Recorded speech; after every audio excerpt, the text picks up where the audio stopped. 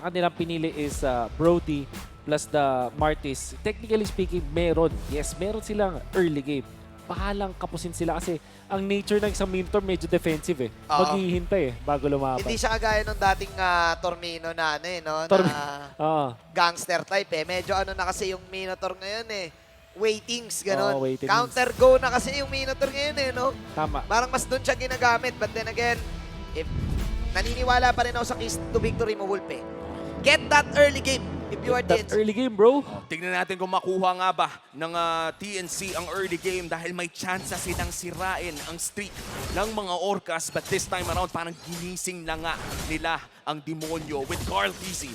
100% win rate on this Fred Rin. Ito rin ata yung championship Fred rin eh, no? Nung M-Series. Naalala ko for a time, ito talaga yung Bryo pick. Ay, hindi pa siya nanakawan dito. Nag-attempt si Nagoyo. Napwersa nga lang nila yung Retribution, which is good. Most big heroes is the Franco. Magkakalapit 21-21-19. And ito yung masasabi nating versatile, no? Kasi iba-iba rin ang playstyle ng mga hero na yon. But looks like Pentings will be disturbing Carl Tizzy once again. Nanakaw! Nanakaw, boss! Nanakaw at na-retry. Nag-retry si King Kong. So, kung papansin ninyo dun sa may orange buff, ay napilitan si Cartesi na gamitin yung kanyang Retribution. Ang ganda ng comms agad ng TNC. Instantly, unahin natin yung pag-invade. At ngayon, yung TNC, maganda na agad yung kanilang resulta. At delikado din dito sa may bandang itaas si Benny at JP, no? Level 4 na si King Kong. And ito yung tinatawag nating punto kung saan pwede talaga mag-snowball ang isang Martis. Oo. Goods ang buhay ni King Kong dito. Level 4 agad. Plus, kayang-kaya. Alam mo si King Kong, aggressive type siya ng ng jungler. Gusto niya, killing machine. Oo. Naka-impure rage nga siya ngayon. Oo. Novaria pala to, no? Novaria 5 on JP. At kung titignan natin, no, yung emblem build hatid ng FWD Life Insurance, napakadami talaga ng ating agility at wilderness. Isa sa mga pinakapopular na pwedeng kunin ngayon na emblem build dahil sa bilis nyong mag-rotate. At dahil dyan, napakabilis din nilang pumunta sa pinakaunang pagong ng larong ito. King Kong level 5, Carl Tizzy level 3. Oh, bira natin makita yan daw. Hapeld 7K on this turtle. Pwede nating sabing lalamang talaga ang TNC dito. Mathematics pa lang, lamang ka sa level, lamang ka sa retry, boss. At Yun na yun. wala na, hindi na ilalaban. Yata! Oh!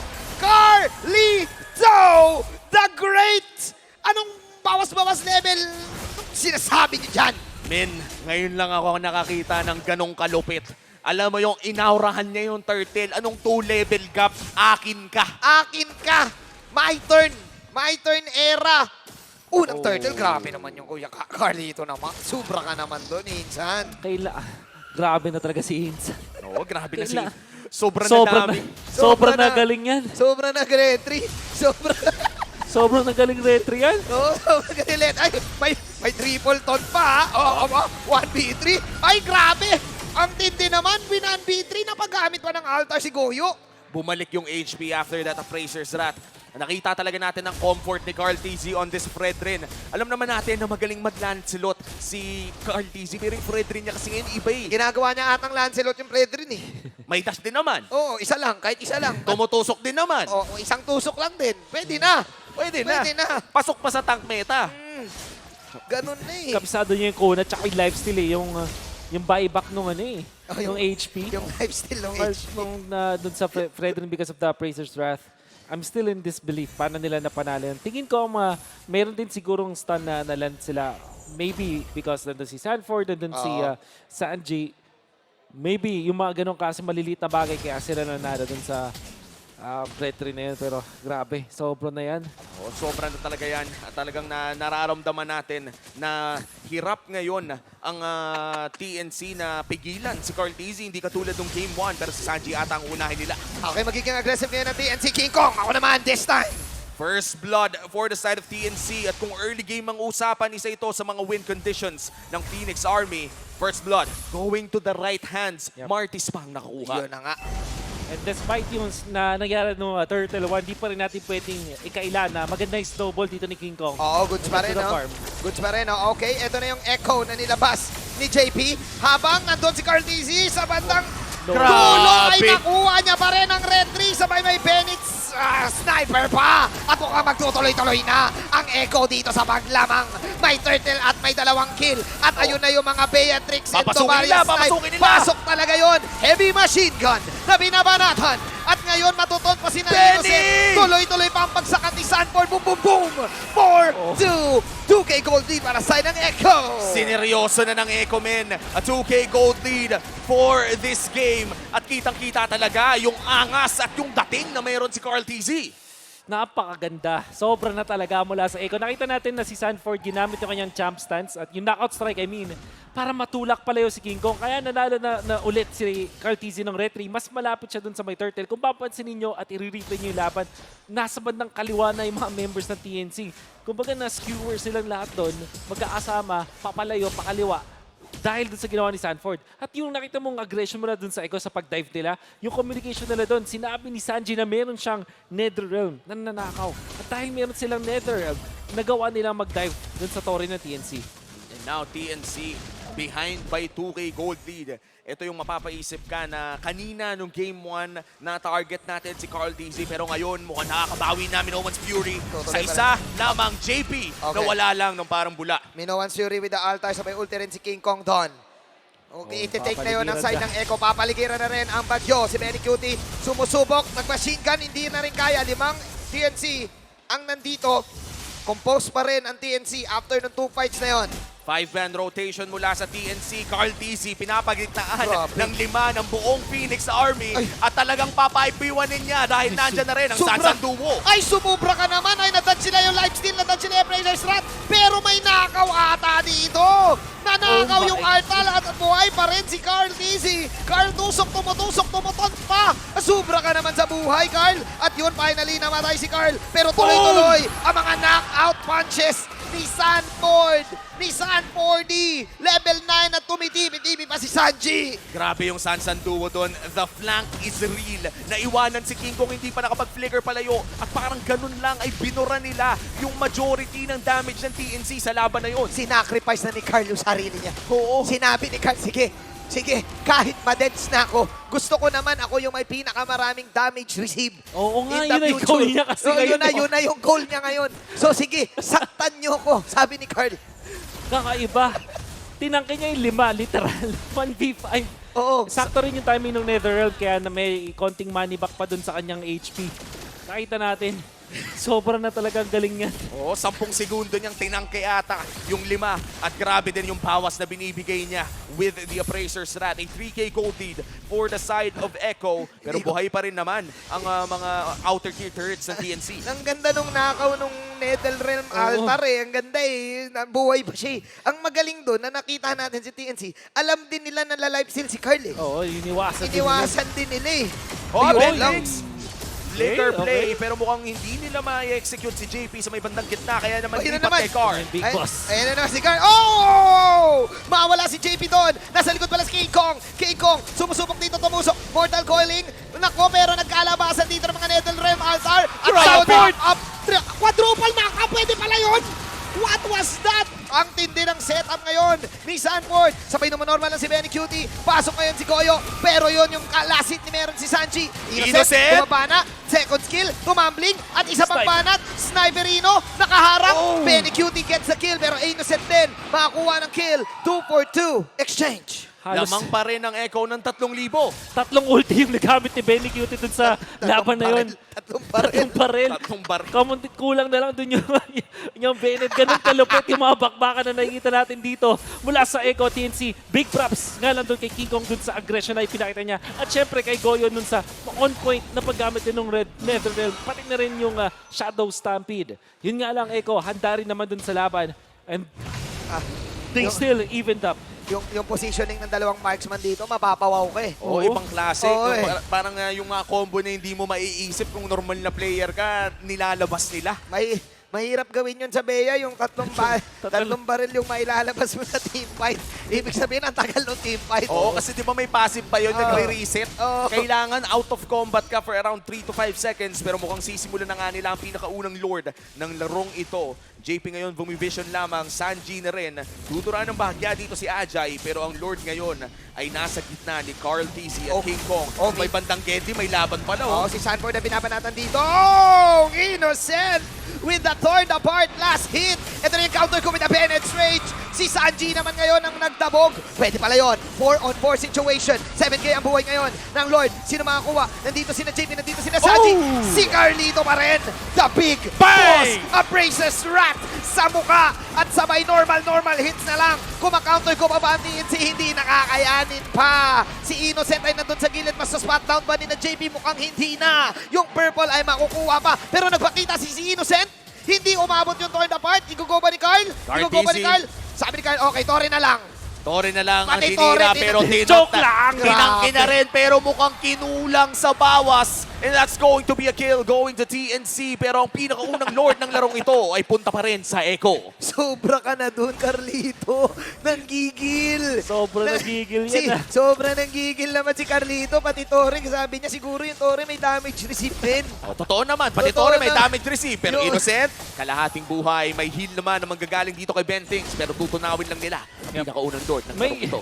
dahilan kung bakit 100% yung win rate nitong Red Ring ni Carl TC. At siguro, isa sa mga bagay na masabi ko is sulit yung mga skills niya. Hindi siya basta-basta nagsaspam ng kanyang mga spells. And yung usage niya ng kanyang taunt was actually on point. Ang lagi may nahuhuli. At lalo na kasi ang kanyang emblem of choice is the Quantum Charge. May mga Bilis. Fred rin na gumagamit ng Concussive Blast, mayroong gumagamit ng mga Brave Smite, pero siya, speed is the key. Di ba may onting proc ng buhay yun, di ba? Pag na-activate yung two words quantum charge. Two words Quantum Charge. Nadadagdag niya pa dun sa kunat niya eh. Oo. Doon niya kakabisado yung Fredrin eh. Ikaw ba naman, 100% win rate Oo, on this ano ba? Fredrin this regular season. Masasabi ko talaga, Echo, at this point, talagang kontrolado nila ang laro. This, Oo. a 6K gold lead is not an easy feat to destroy kapag PNC ka. Yeah. Especially you're up against Echo na sobrang galing na kapag nakakuha na ng gold lead, tuloy-tuloy na. Pero gusto ko i-comment yung inupuso ngayon ng TNC pare. Parang kahit na alam nila lumalamang ang Echo, hindi sila bumibigay eh. Walang bumibigay na play eh. Walang naghihiwalay. Oo, nakikita pa rin natin yung 1-5 combo nila. Yung Oo. Vincent na nakakuha pa rin ng mga kills. Katulad ng nangyari dun sa bandang kaliwa. It's just that Echo were able to punish them. At yung Lord, yun yung siguro kailangan security dito ng TNC. Kasi si Siguro- Carl TC wala na, bawi na eh. Siya na yung mauuna sa 15. Piruin mo, men, no? Kanina may 2-level gap sa pinakaunang turtle pero siya pa rin yung naka-retry. Kumbaga tuloy-tuloy yung mga ginawa ni Carl TZ na pagsisecure ng objectives. At Yeah. dahil dyan, lumalaki na nga ang kalamangan ng mga Orca with the Luminous Lord upcoming TNC. Kailangan nilang maagaw to. And those are retributions na mahirap i-pull off. 'Di ba? Level 3 siya kanina, tapos yung kanina yung binabanatan siya ng 4. Siya pa yung nakakuha ng retreat. This is the Young Goat showing how it's done sa paggamit ng isang hero na minaster niya, which is the Fredrin. Now, 13 minutes in, Lord ay sisimulan na naman ng dalawang junglers. Magkakatitigan na naman si King Kong at Carl TZ. Pero kung in terms of poking lang ang tanungan ay medyo madaming kailangan iwasan si King Kong. Ayan na yung Echo Vision. Astral Echo Vision. Kaya atin ni JB Aray. Medyo gumuguhit. Yung recall na yon, pumupok na rin si Benny Cutie. Oh, Okay. Bentings! Bentings, susugod, nagkatabugan, nagkalabasan ng Netherrealm. Pero yung poke mula sa likod medyo makati din yung Torn Apart Memory, hindi mamamatay Sanji. At magre-reset ang dalawang team ngayon, pero si Carl nire-recolan, pati yung Lord nire-recolan. Sobrang pasensyoso ni Benny Cutie, looking for the Renner's apathy. Hinintay ang Echo, pero ngayon King Kong, half HP. Okay. Lord, pinuntahan doon sa may likod! Nasa likod, Sanford doon. Ako, inabangan nila Sanford. Lumonormal ngayon. Benny Cutie nandun din sa bandang likuran niya. Torn Apart Memory. Yun lang pala. Saikuan lang pala. Habang nandun si AJ. Nako, si Carl TZ pala bumanat doon sa tatlo. With the Appraiser's Rat. At galit na si Carlito. Carlito the Great. Siya na kumuha ng Lord. Siya pa nagsimula ng laban. Si King Kong Muladogs na rin. King Kong. Bang! Binang! Kahit na walang tunog na bang, dug yung tunog na yon, okay na din. 19-11, 7K Goldie para sa ng Echo. 2v5 scenario, 2v4 at mukhang makakadepensa naman ng TNC for now. Makaka-respawn naman yung iba pero mahirap pa magiging teamfight na to. Gusto ko lang sabihin, 3 ulit yung nabatokol ni Benny Cutie doon. At kahit namatay siya eventually, parang yung idea pa rin is na nagamit niya lahat ng mga kailangan niyang ultimates against TNC. And very much commendable na nakita natin mula kay Carteezy, but also yung Sansa, nakita niyo yung saluhan nila nung atake ng Torre. Oo. Si Sanji yung nag-take ng damage ng Torre kasi super low na doon ni Sanford. Tapos si Sanford yung tumapos doon sa side ng TNC. Nabato na rin ang Astral Echo at ngayon naman ang Luminous Lord ay nasa may bandang ibaba. Isang tulak at isang sampal. Pabagsak din ang inhibitor turret. Mid lane ng laban, Bentings ang uuna pero makakatakas naman ng panandalian lamang. Depensa malala para sa TNC. Kompleto ang mga ultimate dito ha. May Netherrealm pa. Si Goyo. Pero yung Lord, kalahati na ang buhay ng base. Ang tindi ng naging disiplina ng Echo na hindi yon pinilit. Yung ganong push. Chances are pwede maghintay tayo ulit ng next Lord. Pero kumakapit pa rin ang TNC. Kailangan kumapit ng TNC. 9K gold lead para sa Echo. Ito yung mga alam nating kayang-kaya na nilang isara pero safe play muna. Ayaw mong magkamali, especially ahead ng 1 game ang TNC. Ang gusto ko lang masabi is alam talaga ng Echo yung kakayanan ng bawat isa. Lalo na sa mga outplay. Alam nila na kaya outplay to ni Sanford, kaya to outplay ni Sanji. Kaya yung tiwala nila sa kanilang micro. Iba eh. Ang ganda din kasi ng ginagawa ni Sanford dito, no? Saan ka makakita ng pakito na parang roamer mag-set? Oo. Apat. Tatlo yung ninanakaw pa. Ay, Minoan Fury din siya, no? First time ko nga ata nakakita ng ganun eh. Sa Dapat buong, tinamaan ng Oo. knockout strike. sa buong MLBB career natin. Ngayon lang ata nakita na pinang-set yun. Happy 7 years pala, Manjin. Ay, sa'yo din, Wolf. Happy 8 years. Bakit 8 years na yung Wolf? Wala pa yung MPL, nandiyan na si Wolf eh. Ay, ganun pala. Parang ikaw yata yun, ah. Practice lang, Wolf. Practice lang. Kayo talaga ang mga ancients ng liga ito. Sige na nga, Umi, may... Sige na nga, sige na. Sige na nga. Sabi nga nila, ang term nito, sabi ni Mitch, ang term, ay ni Ducky, ay sorry, ni Blapsy, ang term is dinosaur. Dinosaur. Wala namang dinosaur dito. Actually, kung dinosaur ang usapan, no, sa laban na to, konti lang pala ang ating mga MPL veterans. I think si Carteezy na ata yung pinaka, tsaka si Benny. At JP. And JP. Actually, sa Echo pala madami, my bad. Oo. Si JP, may utang pa sa amin yung 10 minutes worth ng Spider-Man movie. Sana naalala Hindi pa rin mo yun. napapatawad. Hindi pa rin kita Mr. napapatawad Manjin. dyan, JP. Bakit nga ba? Ano ba nangyari doon? Yung pani niya yun, inasim niya, tumagal tuloy yung laro. Yun na yun. Tapos na-late kayo doon sa movie na papanoorin nyo. Oo, Tama? dahil kay JP. Pero okay lang, JP. Nandito ka na, tank ka na ngayon eh. Eto na guys. Oh, ito na. Lord, kalahati yung buhay at PNC ang hawak nito. This is not an evolved Lord pero napaka-importante pa rin ito for Echo. Oh my Threat God. 3 battle, sino makakakuha? Oh, mag-isa pa rin talaga! Carl Sanford. Dizzy sa Sanford. Ay, grabe! Double knock-up strike, double setup. Sabay ito machine gun lang ngayon. Si Benny Cutie, for the part memory kay Innocent. Bumabanat si Carl Dizzy. Magmimisyo operation shot pero doon sa bandang kabila si Benny Cutie makakuha. Tamang bato lang ng mga recall si JP. And goods na goods pa rin ang Echo. 2 heroes are down. May kasama pang Lord. Naririnig mo na ang mga tambol ng Orcas. 11K gold lead at nagmamarcha na sila sa mid at bottom lane. A 3v5 scenario. Paano ba dedepensa ang TNC dito? Oh, may recall, may echo na ibabato, meron pang snipe. Ang hirap na dumipensa dito, Umi. Ang hirap na sagutin. Pero isa lang ang sagot, tatapusin. Sabi ng Echo, 20K ang buhay ng Lord. Sumusubok si King Kong. Nag-snowball to kanina. Pero yung snowball parang hindi na natin ngayon maramdaman. Dahil nandun pa rin ang mga pokes coming in from the snipe, coming in from the recalls. Pero makakapagdepensa. TNC. Makakadepensa ang TNC with I don't even know kung paano nila nadepensahan yon. Biruin mo men, 11K gold lead na pero nakliran pa rin nila. Wolf, paano nga ba yun? Ganda ng ginawa ni Innocent. Paghatak niya ng mga minion, inultihan na rin niya. And of course, meron pa rin silang Faramis. Alam naman natin, maganda when it comes to the defense. Mas madaming mga taong nandun, mas madaling makapag-depensa. And Echo, hindi sila nag-asim doon sa nangyaring depensa nila mula sa TNC. They're still alive. Ang kailangan ng TNC, wag silang magpapapitas sa ngayon. Puso lang, sabi ng TNC dito. Kailangan na ata nila yung Para sa akin, pag mga classic MOBA na to, pitas isa, tas back eh. Oo. Yun yung mga sabihin nating strategy na hindi talaga Oh! nalulupa. Ayan ang alam Ay, niya. naku. Pitas isa! Ano pitas? Magpapapitas talaga to mag-isa. Carl Dizzy may immortality. Sumugod, lumive lang konti. Sumugod sa 4. What was that? Sabay ngayon, nasa patalikod si Sanford. Kakayanin pa nila to. Sino si tumatakbo ngayon? Bang! Sino normal? Sabay may setup with the Si counter Benny! element. Si Pero si Benny! Benny pala ang mag-go. Yung bagyo naman pala. 1-1 ang ating score. At